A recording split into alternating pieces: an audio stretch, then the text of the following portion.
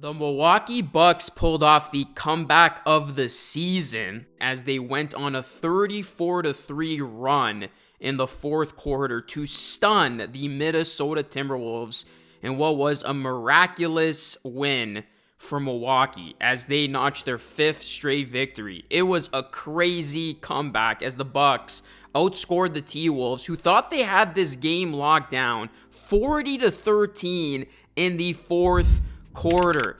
Giannis Antetokounmpo had 23 points, 13 rebounds, and 10 assists for his third straight triple-double as the Bucks erased a 24-point fourth quarter deficit to pick up the 110-103 victory. The Bucks, they won their fifth, like I mentioned, and also they snapped Minnesota's 5-game winning streak as they produced their biggest fourth quarter comeback since at least 1996-97, when the NBA began tracking play-by-play stats.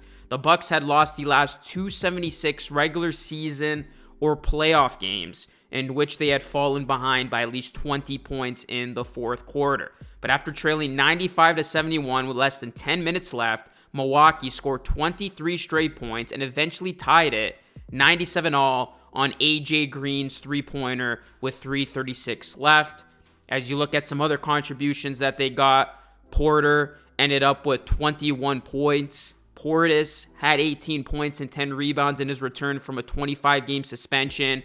And Antetokounmpo, what more can be said about him? He continued his dominant hot streak as he returned after missing one game. Of course, Antetokounmpo had that performance in which he had 35 points, a career-high 20 assists, and 17 rebounds in a 126-113 victory at Philadelphia.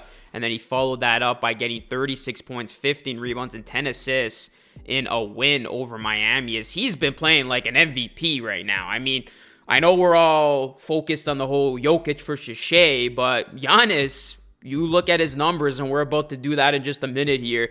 He's definitely been making a compelling case as an outsider who deserves a lot more recognition when talking about the MVP award. As the Timberwolves, I mean, they just completely fell apart. I mean, they led 95-71, and that's when Trent Jr. made a three-pointer while getting fouled with 9:53 remaining, which sparked the comeback as Trent then made his ensuing free throw to complete the 4-point play, which started the 23-0 run that got Milwaukee back in this game, as Milwaukee outscored Minnesota 39-8 over the last 10 minutes. But let's talk more about Antetokounmpo. I mean, he's been having a phenomenal season. Dame's out indefinitely with that blood clot issue. Giannis has taken his game to a whole other level. Players to average 30, 10, and 5 on 60-plus field goal percentage in a season. Giannis did it last season. Giannis is doing it this season. That's it. And you look at Giannis over his last 3 games in particular, 94 points, 45 rebounds, 40 assists, 5 turnovers, and of course 3 straight triple-doubles, all resulting in Milwaukee wins. And you look at his last 8 games, like, these are insane numbers. How is the national media not talking about this? Look at these numbers Giannis has put up. You're talking about 30-point performances, the triple-doubles in his last 3. I thought Giannis was just the run-and-dunk man. Oh, where did that narrative go? Because what I see here is Giannis putting up 4 straight games with 10-plus assists. So he has just been doing a phenomenal job, not only getting his, but setting up his teammates. Tremendous playmaker.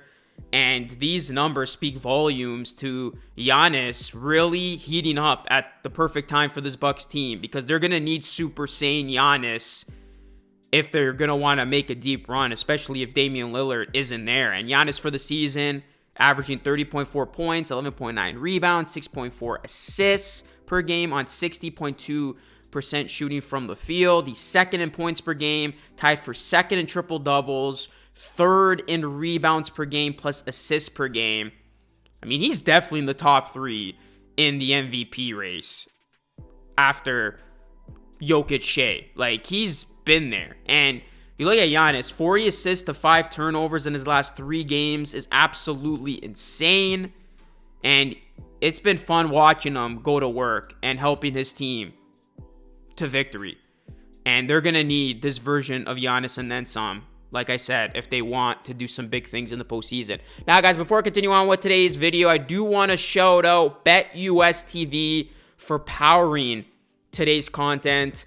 Go check them out for all things NBA, sports. They're a great content hub. Go follow them over on X and YouTube at BetUS TV. Once again, shout out to them for powering today's content.